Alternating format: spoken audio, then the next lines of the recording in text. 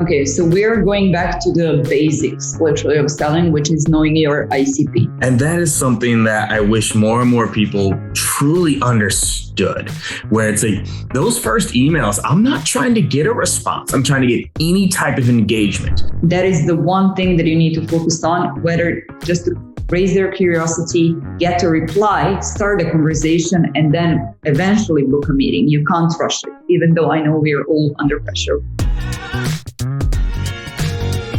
So I've warmed things up. I've got good deliverability. How do I still then now drive that open? So I'm being delivered. What are some of those best tactics to get the email opened and then to get the email responded to? Okay, so we're going back to the basics, literally, of selling, which is knowing your ICP.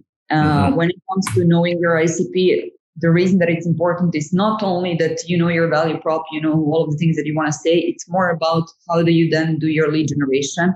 So when you're doing lead generation and when you're reaching out to prospects, they are the people who are right now relevant, who are right now willing to buy your product, and who are actually perfect fit for you. Because if you're sending 100 emails and you're just sending them randomly to random people, maybe in the same industry, maybe with the same title, but they're not really your ICP, you will not get responses because you're not going to be relevant to them and your product might not match their needs and their pains.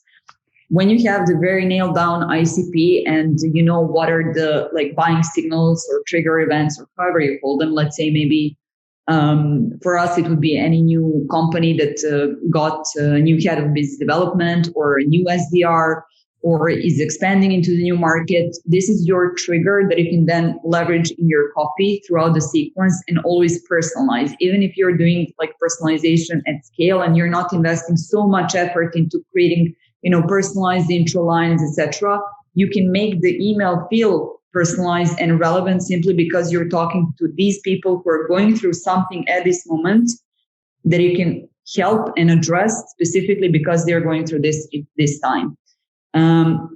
To give a very simple example, when we started expanding our outbound into the US market, I got a lot of cold emails, which were basically a lot of spammy ones as well, but the good ones were very personalized, in a way relevant, I would say, saying, I saw you're expanding right now into the US market. Obviously, companies that are going through this are right now facing similar challenges. And then he would highlight some of the challenges. And then even if it's not personalized to me personally, I do know that this is something that can actually help me out because I am going through this challenge. So this is how you can scale the personalization. As you mentioned before, you land in the primary inbox, you get the email. First things that you see, subject line, intro line. What you see here is the one way that you're going to determine whether you're going to open an email or not. If the subject line sounds like a newsletter-ish, marketing, shade, whatever type of copy, nobody's going to open it. If your intro line says, hey, I'm John from XYZ company, I'm doing this and this, I don't care, why would I open it? Still nothing about me. You need to intrigue in the first subject line and the first sentence of your email. This is where I put additional personalization personally. So I would do the research on the prospect. And when I say personalization, I don't mean cats, dogs, family that they posted on LinkedIn. It's about business-related subjects that you can touch upon and where you found the common ground with them, something that you would like to compliment them on, but it always has to be genuine. Don't just put anything in there just to make it feel personalized when it's not. And I think that's the most important part. Following that, tying that intro line with the rest of your email, again, is the second challenge that you will have.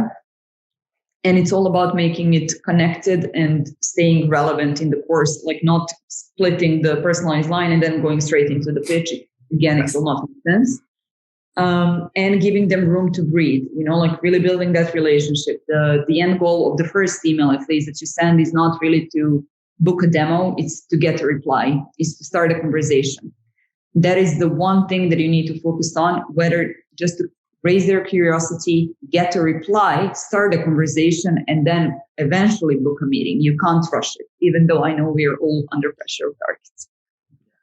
And that is something that I wish more and more people truly understood, where it's like those first emails, I'm not trying to get a response. I'm trying to get any type of engagement, right? Can I get you to click?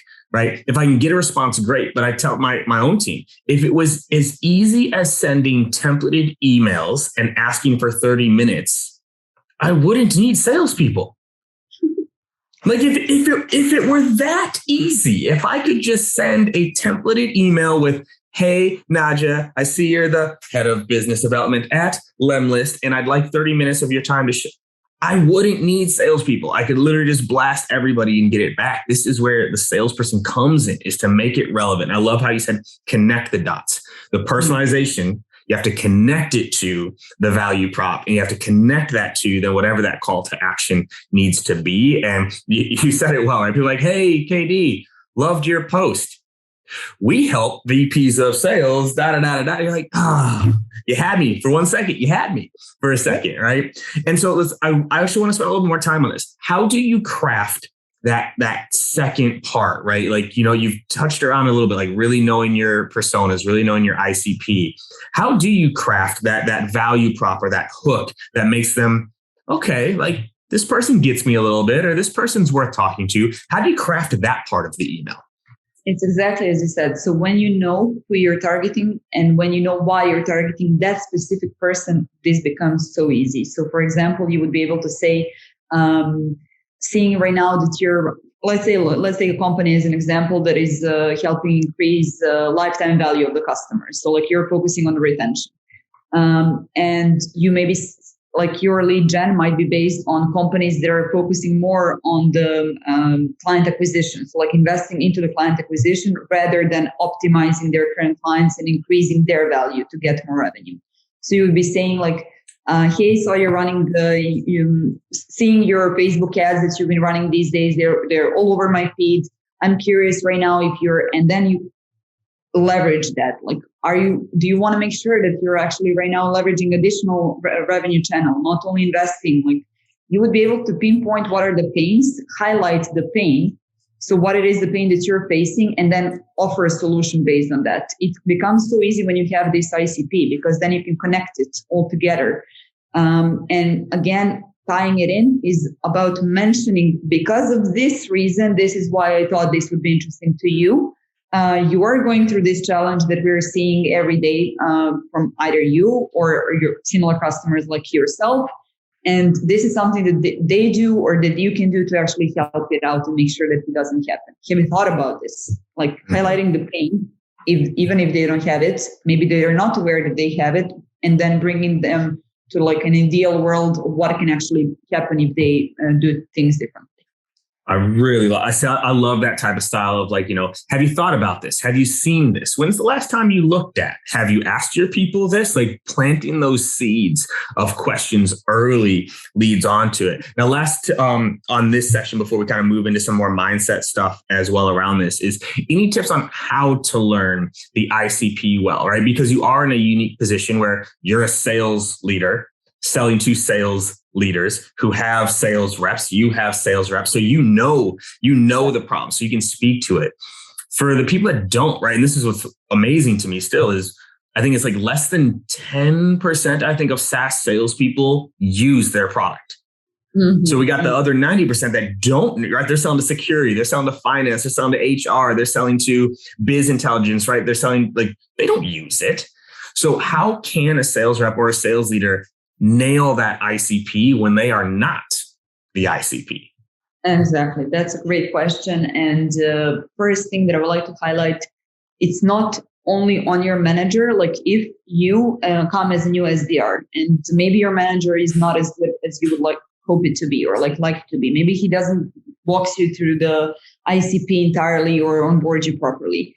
It's your job, if you want to actually do your job well, to know your ICP. So take an additional extra mile and learn about the ICP. The ways that you can do it, for me, the best way was actually to hop on a call with customers, current customers, and talk to them. Like what it is that you love about our product, what it is that you don't like about our product, why you're using us and not the competitors, what it is that you're going through in your day-to-day life, like what are your challenges in your position.